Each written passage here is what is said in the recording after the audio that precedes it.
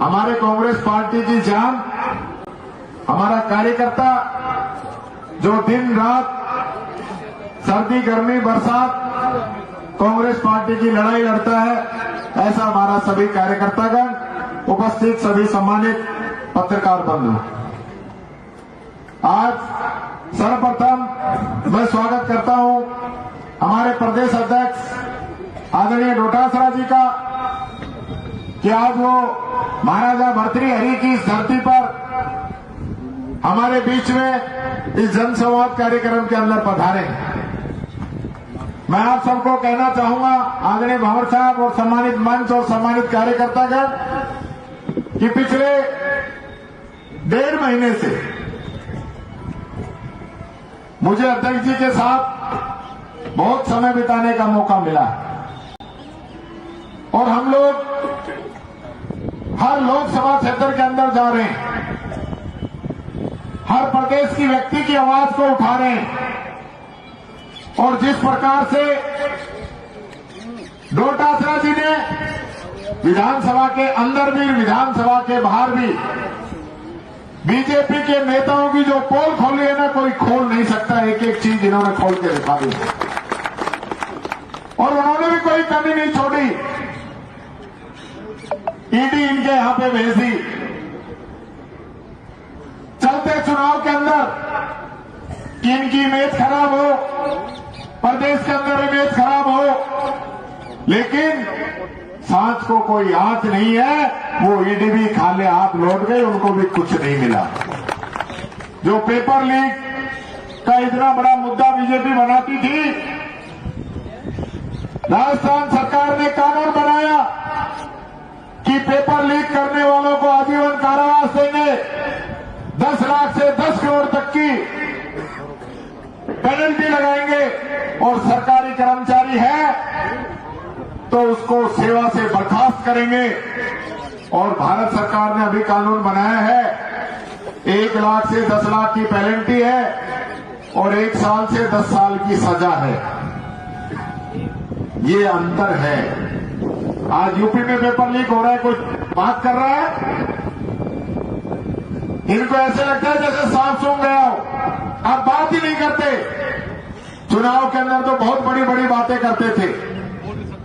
आज स्थिति यह है कि हॉस्पिटल के अंदर रेप हो जाता है, हमारी एक बहन को गोली मार दी जाती है, 15 जगह गंडासे से काट दिया जाता है, 8-8 साल की बच्चियों से रेप हो रहे हैं, बैंक के अंदर घुस के गोली चल रही है।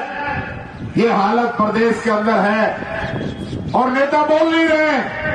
राजस्थान को रेपिस्तान बताने वाले आज कहीं नजर नहीं आ रहे। ये हालात प्रदेश की हो चुकी है। मैं देख रहा था आज फिर आरएस की लिस्ट आ गई है, हर लिस्ट के अंदर वही ट्रांसफर हो रहे हैं। क्यों भाई? दिल्ली से पहले ही पूछ के कर लो, जो बाद में दिल्ली वाले चेंज कराते हैं आपका। ये हालत है, कुछ कर नहीं सकते। 3 महीने हो गए, मंत्रियों के ऐसे नहीं लगे हैं, एलडीसी तक नहीं लगे हैं। उप मुख्यमंत्रियों के 3 लिस्ट आई, तीनों में ऐसे बदल दिए हैं। ये हालत प्रदेश की हो चुकी है। मेरा आप लोगों से आग्रह है, ये सरकार अपना इकबाल खत्म कर चुकी है। इस सरकार ने इन 3 महीनों के अंदर सिवाय कांग्रेस की योजनाओं को बंद करने का या नाम बदलने का काम किया है, कोई काम इस सरकार ने नहीं किया है। और मुख्यमंत्री जी यहां धन्यवाद लेने आए बड़ौदा के अंदर, 13 जिलों के अंदर जा रहे हैं धन्यवाद लेने। मैंने कहा वो एमओयू तो दिखा दो जो आपने मध्य प्रदेश से किया है। विधानसभा के अंदर चर्चा हो गई, एमओयू आज तक नहीं बताया। डीपीआर बन गई क्या? बजट मंजूर कर दिया क्या? तो फिर किस चीज का आभार आप ले रहे हो? खुद ही आभार ले रहे हैं, खुद ही आभार दे रहे हैं और कर्मचारियों की ड्यूटी लगा रहे हैं। हर सरपंच की, सेक्रेटरी की, हर पंचायत से 50-50 लोग आने चाहिए, ये इनका काम है। जाति के नाम पे, धर्म के आधार पे लोगों के ट्रांसफर ये लोग कर रहे हैं। और मैं ये कहना चाहूंगा, शिक्षा मंत्री को विशेष रूप से कहना चाहूंगा कि जिस प्रकार से वो SC ST माइनॉरिटी को टारगेट बना रहे हैं, ये चीजें गलत है। इसका हम लोग विरोध करेंगे और आने वाले समय में इनको इस चीज का जवाब देना पड़ेगा। ये समाज कोई दबा हुआ नहीं है। जिस प्रकार से आप रोजाना जिसको सस्पेंड, सब लोग कानून के दायरे में लेके काम करते हैं। इस देश को बाबा साहब अम्बेडकर का संविधान चलाता है। इस देश को एक व्यक्ति नहीं चलाता है। जिस प्रकार से ये लोग काम कर रहे हैं, आज इनके विधायक, कोई कहता है इनकाउंटर कर दो, कोई कहता है दुकान बंद कर दो, कोई गला लेके बाजारों में घूम रहा है, नाटक मचा रखा है। कोई सिस्टम है इनका? इनको राज करने के लिए जनता ने मौका दिया। अच्छा होता कोई विजन पेश करते कि हम राजस्थान को 5 साल में हमारा ये विजन है, किसान को हम ये देंगे, युवा को हम ये देंगे, महिलाओं को हम ये देंगे, SC ST माइनॉरिटी, गरीब तबका, OBC, EWS का हम इस प्रकार से भला करेंगे तो हमें भी अच्छा लगता। हमने कहा पहले दिन रोटासरा जी, हम सब लोगों ने मिलके कि अगर बीजेपी अच्छा काम करेगी हम सहयोग करेंगे, और अगर बीजेपी लोगों का गला काटने का काम करेगी तो हम जनता के साथ कंधे से कंधा मिलाकर उनकी लड़ाई सड़क में और सदन के अंदर लड़ेंगे। साथियों, आज आप लोगों को ये बात समझनी पड़ेगी। ये लोग झूठ की राजनीति करते करते यहां तक पहुंच गए। अच्छे दिन लाने का वादा किया, आगे अच्छे दिन किसान की आमदनी दुगनी करने का वादा किया, किसान को गोलियां दी, युवाओं को 2 करोड़ रोजगार देने का वादा किया, युवाओं को अग्निवीर जैसी योजना दी जिसके अंदर 4 साल में रिटायर हो जाएगा बच्चा। 17 का भर्ती, 21 में रिटायर, उसके बाद वो बच्चा क्या करेगा? ये हालत इन लोगों ने कर दी है। मैं ज्यादा समय नहीं लूंगा। मैं तो आप लोगों के बीच में रोजाना रहता हूं, रोज बात करता हूं, एक एक चीज का आप सब लोगों को पता है। हम अध्यक्ष जी को सुनेंगे, आदरणीय भाव जितेंद्र सिंह जी को सुनेंगे। मैं एक बात आप लोगों से कहना चाहता हूं कि मान लिया तो हार है, और अगर आप लोगों ने ठान लिया तो जीत है। ये बात मैं आप लोगों से कहना चाहूंगा। अलवर के अंदर और राजस्थान के अंदर और इस देश के अंदर हम कमजोर नहीं हैं। हमें कमजोर करने की साजिश की जा रही है। जो 370 पार 400 पार का नारा दे रहे हैं, उनकी जमीन खिसक रही है नीचे से।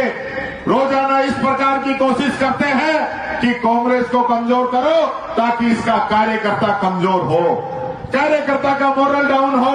ये इन लोगों की नीति है। मैं आप लोगों से कहना चाहूंगा, कल मैंने बीकानेर के अंदर भी कहा कि नेता को कार्यकर्ता बनाता है, नेता भले ही छोड़ के चला जाए, ये कार्यकर्ता लाख नए नेता पैदा कर देगा।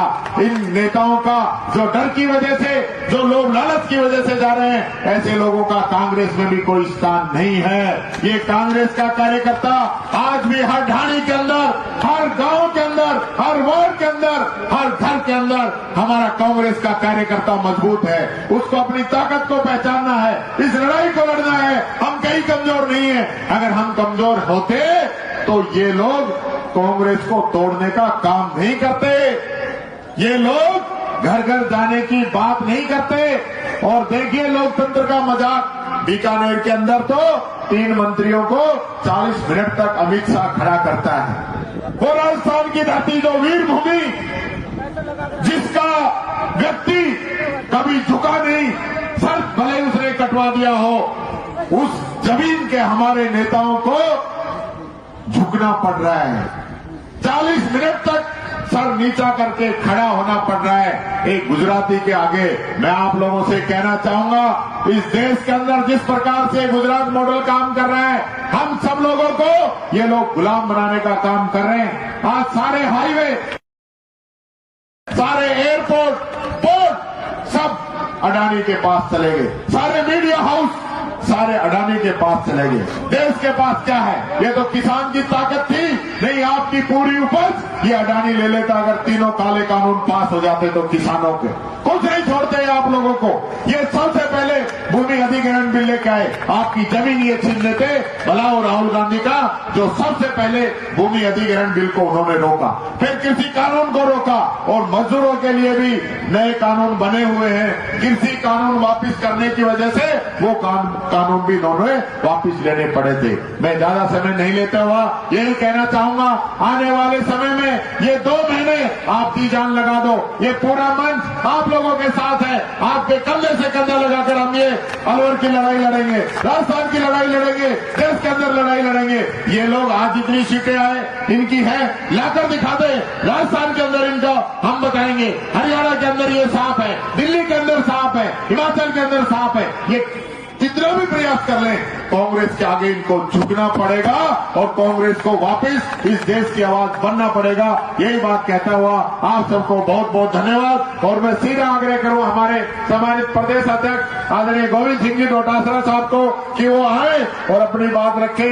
आजकल डोटासरा जी के फटकारे भी जो है ना खूब चल रहे हैं यूट्यूब और सोशल मीडिया पे, तो छाए हुए हैं। और मैं तो कल बीकानेर गया, जो जबरदस्त उत्साह, और फिर तो इन्होंने डांस भी कर दिया। भाई तेजल सुपर डुपर चल रहा है, तो हमारे अध्यक्ष जी भी सुपर डुपर है।